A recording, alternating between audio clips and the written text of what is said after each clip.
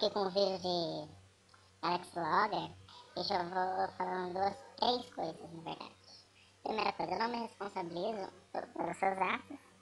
Segunda coisa, conhecimento não é crime. E terceira coisa, os haters que falam que eu sou trojeiro porque eu uso o Alex Logger, eu vou gravar um vídeo mostrando que é impossível de eu configurar o meu roteador e muito menos de eu abrir porta.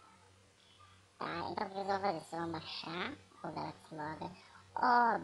Óbvio que vai ter um vírus.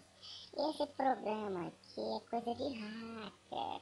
Coisa de hacker não é coisa que antivírus deixa passar. Não é, entendeu?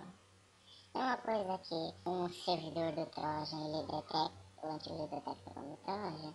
É a mesma coisa que um NJHack se detecta como vírus, ou até um Trojan às vezes. Tá? Então vocês vão abrir o arquivo, para vocês criar, vocês vão clicar em Create, Keylogger.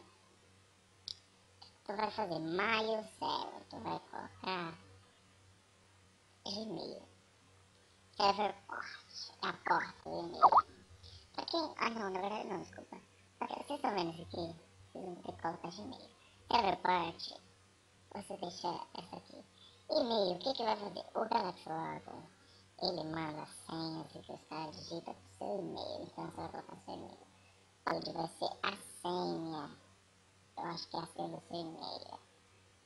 É, a senha do seu e-mail. Recipiente e subject. Recipiente é o que vai vir escrito. E subject é o que vai vir dentro. Tá? Ou seja, eu coloco minhas vítimas. Feel this way forever. I'm Sharon the Jackson.